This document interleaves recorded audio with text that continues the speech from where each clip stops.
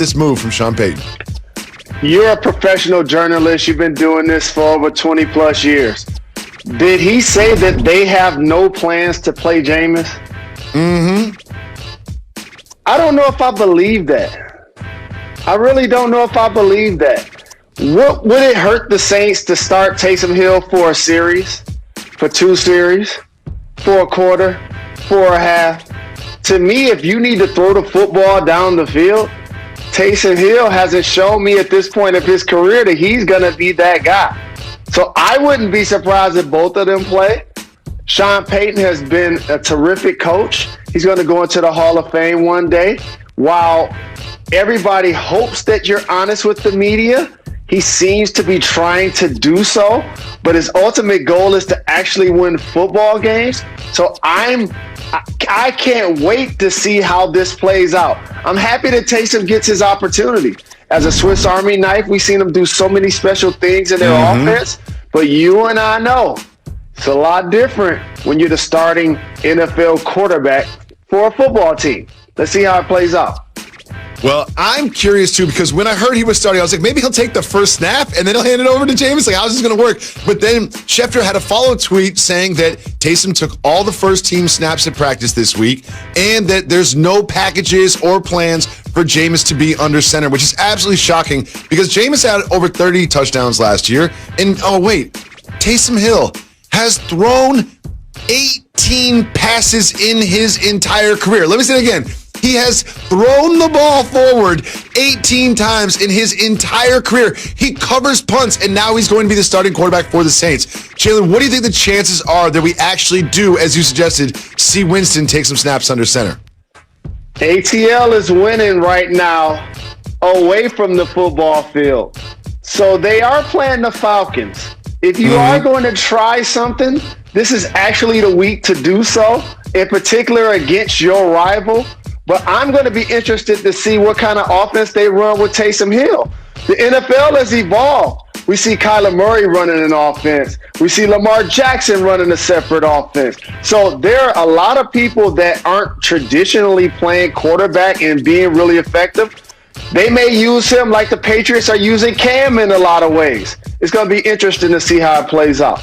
It's also interesting to see this because, I'm an emotional person. I just can't believe that Jameis Winston's going to be standing there on the sideline with a clipboard in his hand, watching Taysom Hill take a job that he thought was his. When Jameis Winston signed up to be the backup quarterback of the Saints, he did not think that he would be the backup quarterback to Taysom Hill, who also covers punts. I think that he thought there would be a chance for him to come in, like Teddy Bridgewater did last year, prove that he is a starting quarterback in the NFL and get another gig on another team. But this is just wild to me. Like I still can't wrap my head around the fact that Taysom Hill, is he still going to cover punts? I can wrap my head around it, and I'm sorry to our producer, Demetrius, I didn't ask for this. But now I think back to something I saw Jameis doing recently. Eating W's.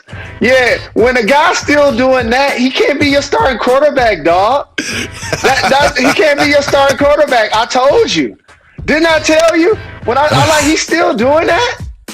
He is still doing that. And Jalen, you are watching ESPN if you're watching Jalen and Jacoby, but from time to time we turn into the Cardinals News Network. We picked the Cardinals as our collective team early on in the season, and Kyler Murray has not let us down, but last night they ran up against a Seattle Seahawks team that played good defense, didn't turn the ball over, and the result was a non-traditional way to get to 28-21. Jalen, what did you think about Russell Wilson yesterday taking care of the ball? That was the key, Jacoby. He wasn't playing quote-unquote hero ball. We broke it down over the last couple of weeks how he would break the pocket, had opportunities to run, and then throw an interception in the end zone? That ain't Russell Wilson. Fumble the ball once he getting hit? That ain't Russell Wilson. Getting sacked? And so they did a better job of protecting him, but like I keep saying each week, the balance of the Seattle Seahawks is what makes their offense really invaluable. And having a running game in particular with Hyde and Scarborough yesterday was key. They had multiple 10-plus yard runs. They kept the Cardinals defense on its heels, and then all of a sudden Russ can do timely passing in order to pick them apart. And He also had another opportunity to get a touchdown pass to Metcalf that he dropped it late in the back of the end zone that it hit him in the helmet, in the face mask. Right in the face. And so he did a terrific job of taking care of the football and playing mistake-free. He did. And another thing that they did is Dunlap really did a good job at getting at Kyler Murray, and their defense was very disciplined and not letting Murray get off those runs. Murray has been running for touchdowns, running for at least 60 yards in every game. He only had 15 rushing yards in this one. I thought they did a really good job of containing Kyler Murray, who's been so electric this season. So that was the game from last night. We have some great games coming up this week, and one of the ones that I have my eye on, the Chiefs against the Raiders. You and I both think that the Chiefs are head and shoulders above the rest of the league. They are by far head and shoulders above everybody else in the league, but they do have one blemish on their record, and that is to these Raiders. The one interception that Mahomes has thrown was to these Raiders. Do you think the Raiders can pull off the upset in Vegas at night? You love Patrick Mahomes so much. You really mad that he threw that one interception. You just can't believe that he threw one interception. It's like you're holding it against the Raiders because they're the team that had the nerve to pick off Patrick Mahomes and beat the Kansas City Chiefs. And yes, I agree with you. The defending world champions are getting Sammy Watkins back, another deep threat. You know how much I love the Cheetah, Tyreek Hill, and Kelsey, and all of the weapons that they have. And Eric B is president, and Andy Reid, and all of that.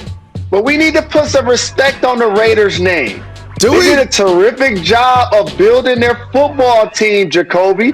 Derek Carr has been really well throwing the deep ball.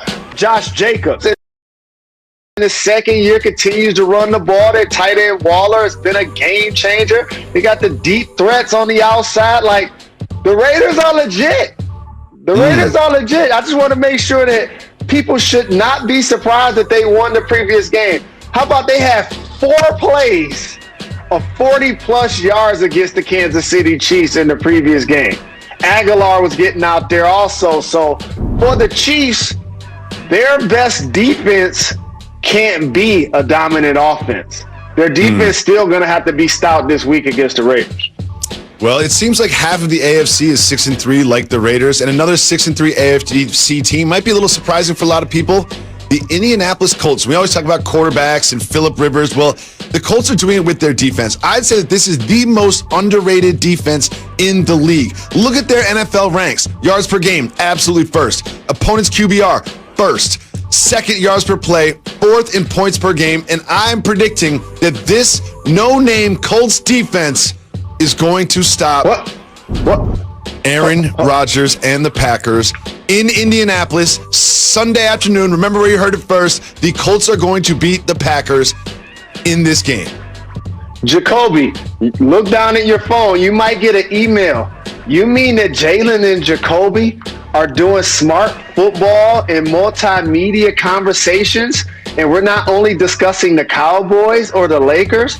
You actually broke down how good the Colts defense has been all year? Has that been said? Has that been said?